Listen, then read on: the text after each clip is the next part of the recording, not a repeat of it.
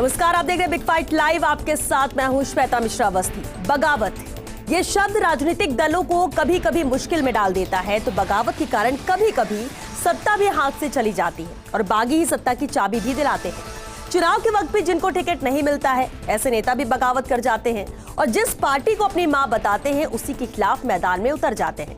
राजस्थान में चुनाव खत्म हो चुके हैं और अब सभी को इंतजार 3 दिसंबर का है।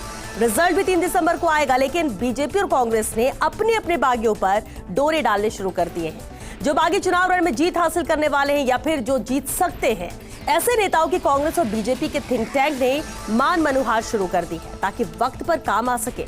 बहुमत मिलने पर कुछ ऊंच नीच होती है तो बागियों की बैसाखी के सहारे सत्ता तक पहुंचा जा सके। आज बात ऑपरेशन बागी की।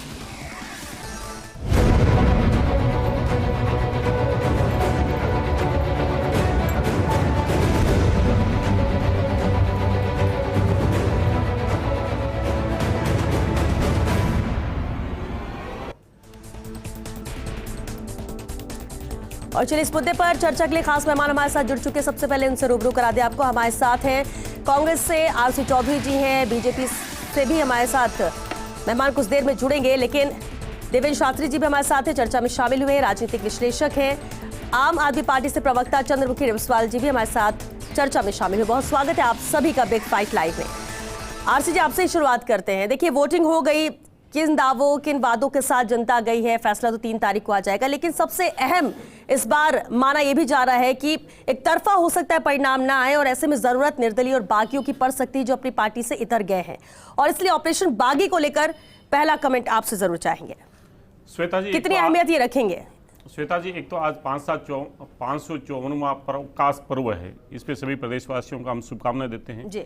दूसरा, आज़ाद भारत के अंदर, आज़ाद प्रदेश के अंदर सबसे अधिक मतदान करके राजस्थान की जनता ने एक स्वर्णिम इतिहास लिखा। उसके लिए भी मैं राजस्थान के मतदाताओं, राजस्थान की जनता का लोकतंत्र के इस उत्सव में भागीदार बनने के लिए शुभकामनाएं और साधुवाद देता हूं। आपने कहा कि बागी किस प्रकार से मैनेज होते हैं। प्रदेश की जब जनता की अदालत में कोई भी प्रत्याशी जब जाता है तो वो कहीं ना कहीं अपने विचार की बात करते हैं। वो किस विचार से जुड़े हुए होते हैं, किस विचार के साथ में जनता के वहाँ से निकल के आते हैं। हमने देखा कि गत चुनाव के अंदर भी जो 13 निर्दलीय निकल के आए थे, उन्होंने उस जनता की अदालत में पूछा कि हमें किसके साथ जाना चाहिए, तो उन्होंने कहा कि कांग्रेस के साथ में जाना चाहिए। इसलिए मुझे लगता है कि जनता की अदालत में जो उन्होंने प्रतिबद्धता जाहिर की है वो उसी के साथ में जाते हैं, उन्हें मनाने की या किसी और चीज़ों की जरूरत नहीं। लेकिन मुझे ये लगता है कि राजस्थान की जनता ने माननीय मुख्यमंत्री की, कांग्रेस सरकार की जो लोक कल्याणकारी जो योजनाएं थी, जो उन्होंने राजस्थान की जनता के 8 करोड़ लोगों के चेहरे पर जो मुस्कान दी, उस पर उन्होंने मोहर लगाई है और कांग्रेस बड़ी मेजोरिटी के साथ में प्रदेश में अपनी सरकार बनाने जा रही है। मेजोरिटी के साथ सरकार बनाने जा, यानी आप कह रहे हैं कि बागी जो हुए, जो कांग्रेस से बागी की गई, क्योंकि बहुत सारी लंबी लिस्ट है नाम है जिनको टिकट नहीं मिल पाया, नाराजगी व्यक्त किया, जो भी वजह हो, मैदान में डटे रहे। कईयों ने तो बात मान भी ली और अपना नाम वापस लिया, लेकिन बहुत सारे ऐसे नाम थे जो इस मैदान में यानी कि इस युद्ध में सामने थे। बहरहाल, क्योंकि देवेंद्र शास्त्री जी भी हमारे साथ, उनका रुख कर लेते। देवेंद्र जी, कितनी अहम भूमिका? देखिए, बीजेपी तो कह रही है कि हमारे एक तरफा सरकार बन रही है, कांग्रेस का भी दावा है कि हमारी सरकार रिपीट हो रही है, लेकिन राजस्थान में ही देखा है, पिछली बार की हम बात कर ले या उससे भी पहले, कि सरकार बनाने के लिए जब जोड़ तोड़ की जरूरत होती है और कुछ वो जो जादुई आंकड़ा है वहां तक नहीं पहुंच पाते, तब जो एक कह सकते हैं कि अहम रोल अदा करते हैं वो निर्दलीय होते हैं, वो बागी होते हैं जो पार्टी से नाराजगी के बाद मैदान में उतरते हैं, जीतते हैं, इसके बाद भी सरकार बनाने में मददगार साबित होते हैं। इस बार क्या स्थिति आपको नजर आती है और ऐसी स्थिति में इन बागियों का रोल क्या होगा? क्या वाकई में जो कहा जा रहा है कि अब अभी से ही मनाने की कवायद शुरू हो गई है, बातचीत जारी है, वो सही है? देखो श्वेता, डेमोक्रेसी में वैसे तो अच्छा ये है कि बहुमत की सरकार बन जाए और ये गिव एंड टेक वाला गेम न चले, लेकिन ये दुर्भाग्य की बात है कि हिंदुस्तान की डेमोक्रेसी में ये जो आया राम गया राम और नाराज होके चला गया उसको मनाने और इस तरह से जोड़ तोड़ करके सरकार बनाई जाती है।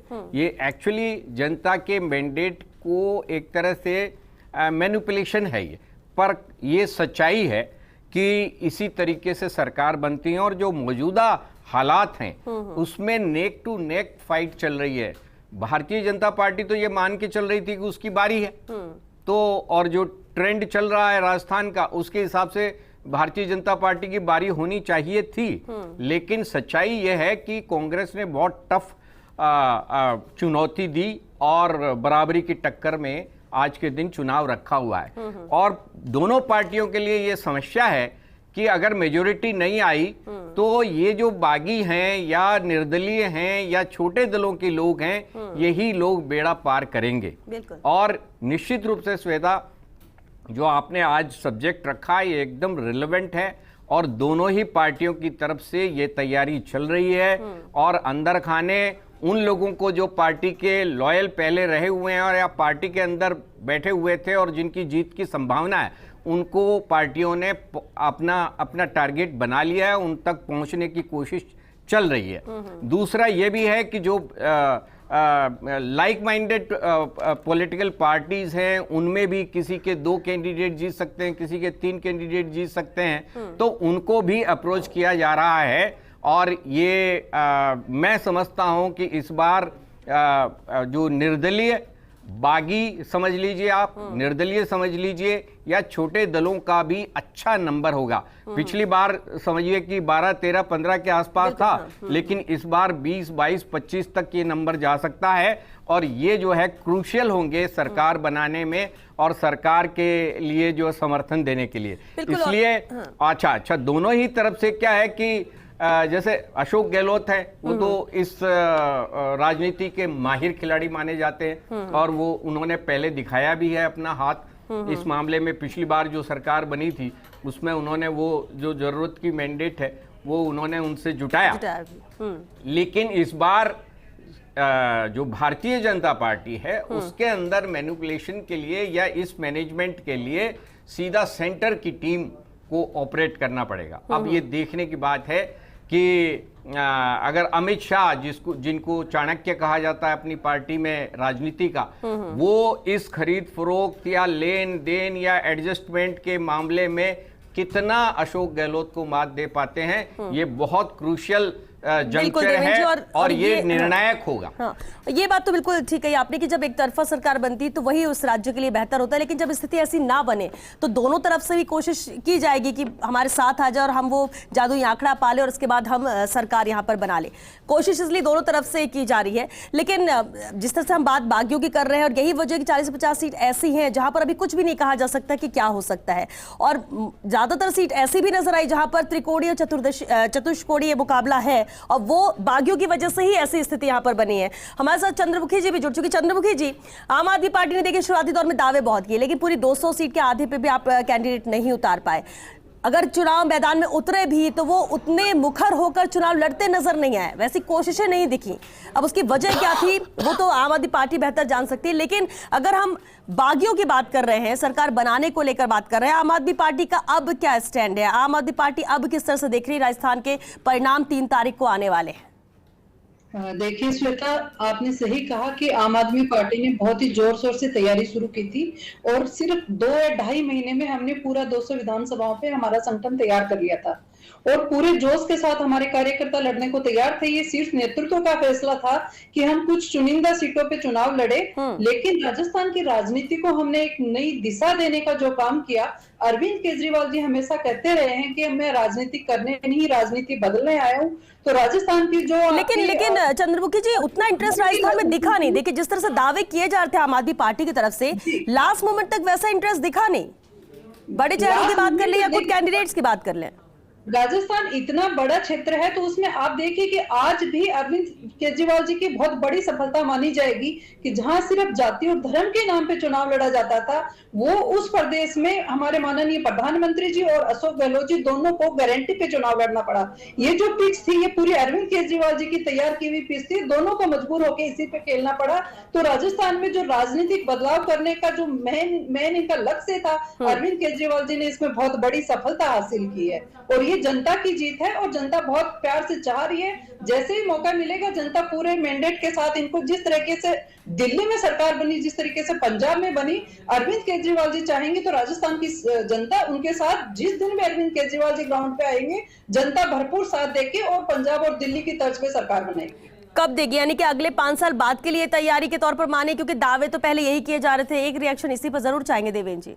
मैं इसमें थोड़ा सा कुछ स्थिति स्पष्ट करना चाहता हूं कि दरअसल इंडिया गठबंधन के बाद आम आदमी पार्टी ने, मुझे लगता है कि ये डिसाइड कर लिया कि हम लोग बहुत जरूरी या जहां पर कार्यकर्ताओं का प्रेशर है वहां पर कैंडिडेट देंगे, बाकी के उस पर उन्होंने दबाव रखा ही नहीं और ना ही उस तरह से चुनाव प्रचार के लिए राजस्थान में, इवन मध्य प्रदेश तो और कांग्रेस के लिए, छत्तीसगढ़ अगर में भी ऐसा है तो उतनी कांग्रेस ताकत के लिए नहीं लगाई मददगार गई। साबित होगा। ये कांग्रेस के लिए मददगार साबित होगा, ये कह ऐसी सकते स्थिति हैं, अगर है क्योंकि तो। इंडिया गठबंधन के साथ एक जुड़ाव जो है आम आदमी पार्टी का, वो रिफ्लेक्ट कर रहा है इस चुनाव के अंदर। और उसी तरीके से मुझे लग रहा है कि ये आपके सामने जो आम आदमी पार्टी की परफॉर्मेंस आई। श्वेता, मैं एक चीज और यहाँ पर जोड़ना चाहता हूँ कि देखो, पिछली बार जब टिकट का डिसीजन हो रहा था तो बागियों की और जो नाराज होकर के अलग हुए, उसमें भारतीय जनता पार्टी के करीब 70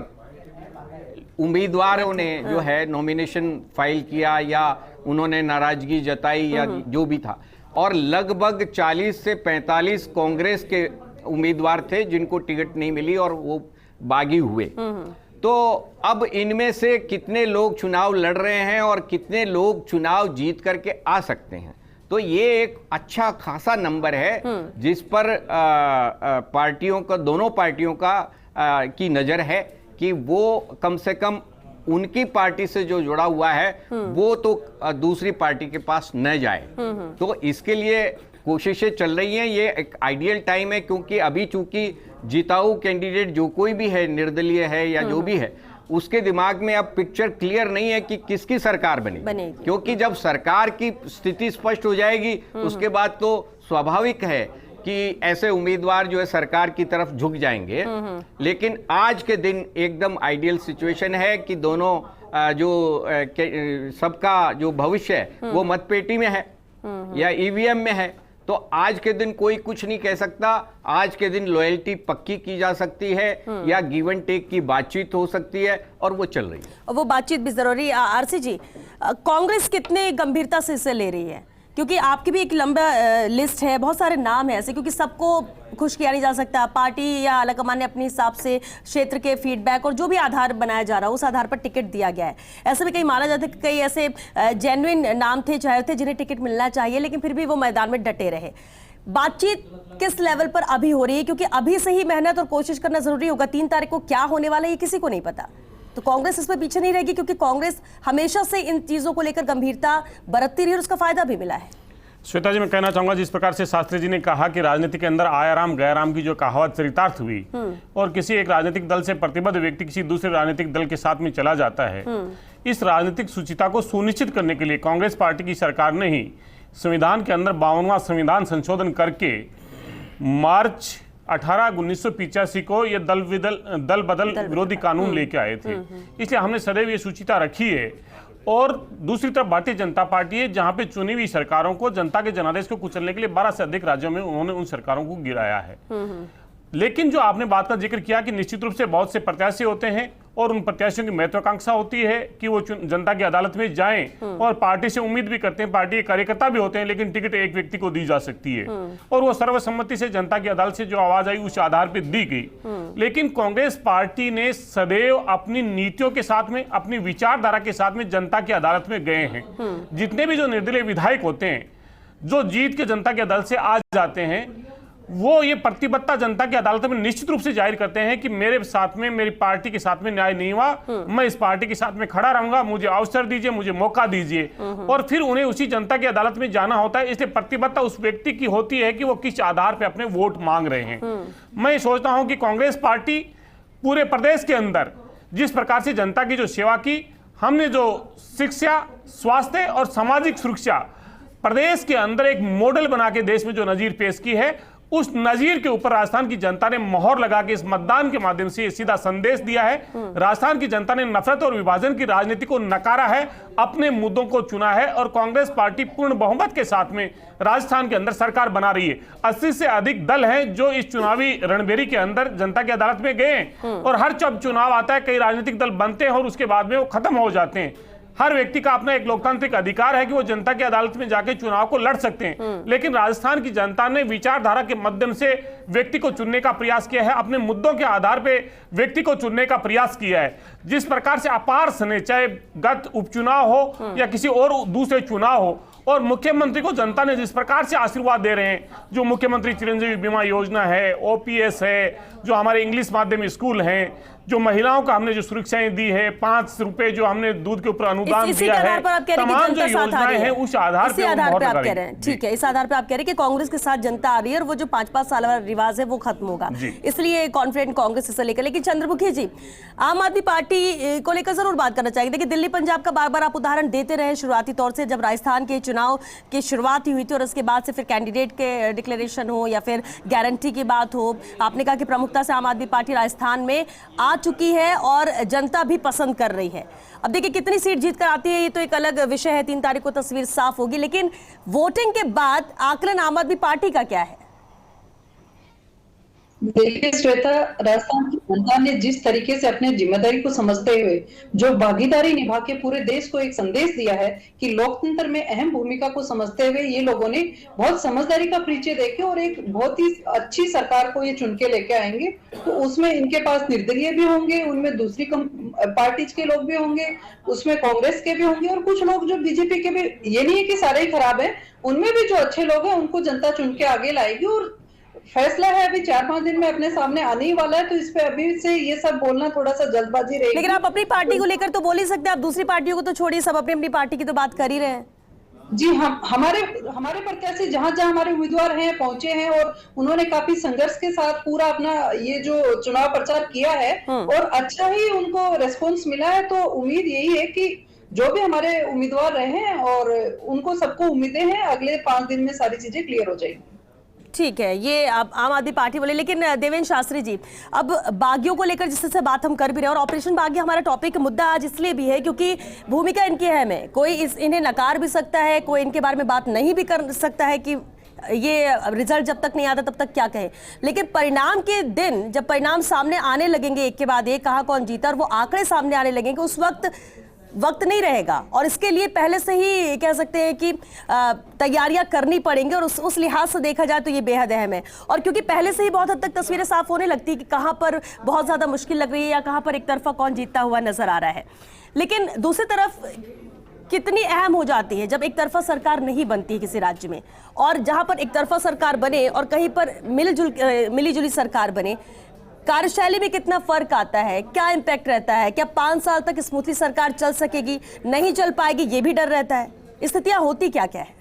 देखो श्वेता, चौधरी साहब, आरसी चौधरी साहब लगातार कह रहे हैं कि हमारी तो बहुमत आ रहा है और हम सरकार बना रहे हैं। ये कहने के लिए राजनीतिक पार्टी के तौर पे बिल्कुल सही ये वक्तव्य दे रहे हैं, लेकिन अंदरूनी तौर पे ये भी जानते हैं कि ये सारा का सारा एडजस्टमेंट पहली बार नहीं होने जा रहा है, ये पहले भी किया गया है और वो करना पड़ता है। अगर सरकार बनानी है तो ये सब करना पड़ता है। और जो आपका सवाल है कि इस तरह के एडजस्टमेंट से या इस तरह के जो अरेंजमेंट से किस तरह से सरकार की वर्किंग पे असर आता है, ये निश्चित रूप से तुम्हारा ये सवाल जो है श्वेता बहुत जायज़ है कि जब आप बहुत सारी दूसरे दलों के या बागी लोगों के या निर्दलियों को अपनी पार्टी में लेकर के आते हैं तो उनकी शर्तों पर आपको उनको अंदर लेना होता है। मंत्री पद तो पहला एक ऑफर होता है कि उनको मंत्री बना दिया जाएगा, इसके बाद बाकी की चीजें चलती हैं। उसमें मैं यहाँ पर टीवी पर अब बहुत सारी चीज़ें बोलने की आवश्यकता नहीं है, हम सब लोग जानते हैं कि किस तरह के एडजस्टमेंट और किस तरह के लेन देन होते हैं। तो निश्चित रूप से जब आप मंत्रिमंडल पर जाकर के कॉम्प्रोमाइज करते हैं और फिर उनको साथ में लगातार रखने के लिए उनके बहुत सारे जो नखरे हैं वो भी आपको उठाने पड़ते हैं, तो मजबूरी हो जाती है। तो जो पॉलिटिकल पार्टी जो वादे करके आती है सत्ता में और उसके बाद एडजस्टमेंट के तहत उनसे लीक से हट करके थोड़ा कुछ इधर उधर करना पड़ता है, तो निश्चित रूप से इससे सरकार की वर्किंग पर असर आता है। और आप देख लीजिए अभी पिछली सरकार के अंदर जो कांग्रेस के साथ बागी तौर पे या दूसरी पार्टियों से जीत करके आकर के जिन्होंने सरकार में शामिल हुए, उनका बाद का एडजस्टमेंट तो आप देख रही होंगी। जो यहाँ पर श्री माधोपुर या इधर जो कुछ भी हुआ, हम लोगों को मालूम है, वो लाल डायरी और क्या क्या नाटक हुए हैं। तो इस तरह के एडजस्टमेंट बाद में सरकार को नुकसान करते हैं। अच्छा तो यही होगा कि सरकार जो है बहुमत की आए और इस तरह के एडजस्टमेंट में किसी सरकार को न पड़ना पड़े और जो वादे किए गए हैं उन वादों के अनुसार सरकार डिलीवर करे। लेकिन सच्चाई ये है कि जो नंबर अब आप देख रही हैं और जिस तरह के हम लोग अभी डिस्कस कर रहे थे कि लगभग हर डिस्ट्रिक्ट में ऐसी त्रिकोणीय संघर्ष है और सब जगह बागी कोई न कोई जीतने की पोजीशन में बना हुआ है। तो उनमें बहुत सारे लोग जीतेंगे और जीतेंगे तो उनका एडजस्टमेंट आप देखेंगे। बिल्कुल, क्योंकि अंत में एक ही चीज महत्वपूर्ण हो जाती है कि सरकार किसकी बनी, कैसे बनी, कैसे नहीं बनी, किसने क्या कोशिश की, वो इतर इस सबसे इतर सरकार बन किसकी रही है, ये है। मुझे आता है एक लास्ट कमेंट जरूर चाहेंगे आरसी जी। श्वेता जी, मैं कहना चाहूंगा कि 3 दशकों से राजस्थान का एक ट्रेंड रहा है। राजस्थान की जनता ने पूर्ण बहुमत की सरकारें प्रदेश के अंदर बनाई है। कोई भी थर्ड फ्रंट इतना उभर के नहीं आया कि उसकी उन्हें जरूरत पड़े किसी भी राजनीतिक दल को बनाने के लिए। निश्चित रूप से जो निर्दलीय विधायक आते हैं वो विचारधारा के साथ में अपना समर्थन किसी न किसी राजनीतिक दल को करते हैं और यही ट्रेंड राजस्थान के अंदर रहने वाला है। राजस्थान के अंदर इस बार रिवाज बदलेगा और सरकार की पुनरावृत्ति होगी और वो पुनरावृत्ति पूर्ण बहुमत के साथ में होगी। शास्त्री जी ने सही कहा कि अगर गठबंधन करना होता है, कोई थर्ड फ्रंट हो किसी भी राज्य के अंदर, लेकिन प्रदेश के अंदर तो 3 दशकों से ऐसा कोई दोहराया नहीं जा रहा। इसलिए मैं ये उम्मीद करता हूं कि राजस्थान की जनता उस अपने ट्रेंड को कायम रखेगी, पूर्ण बहुमत की कांग्रेस की सरकार बनाएगी और माननीय मुख्यमंत्री जी ने जो 7 गारंटी का वादा इस राजस्थान की जनता से किया है, जैसे ही सरकार बनेगी उनका हम पूर्ण रूप से कांग्रेस पार्टी लागू करेगी। चलिए, कॉन्फिडेंस अच्छा है आरसी जी, क्योंकि और ये कॉन्फिडेंस मुख्यमंत्री ने भी कहा भी, बात की, और सिर्फ इसलिए कि ये योजनाएं जो गारंटी दे रहे हैं, जो वादे किए हैं, जो काम किया है, उसके आधार पर जनता साथ आएगी। और यही वजह है कि अभी जो तस्वीर बन रही है उसमें हम ये नहीं कह सकते कि किसी एक की लहर है और ये तो जीत कर ही आ रहा है।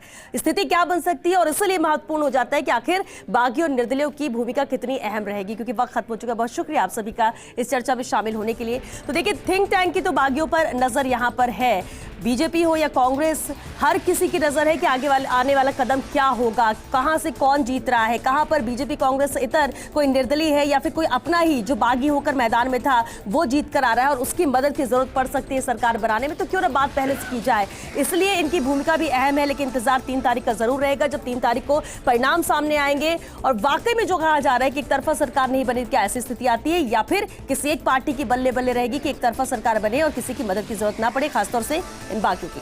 चलिए, इसी के साथ बिग फाइट लाइव में आज के लिए बस इतना है। नमस्कार।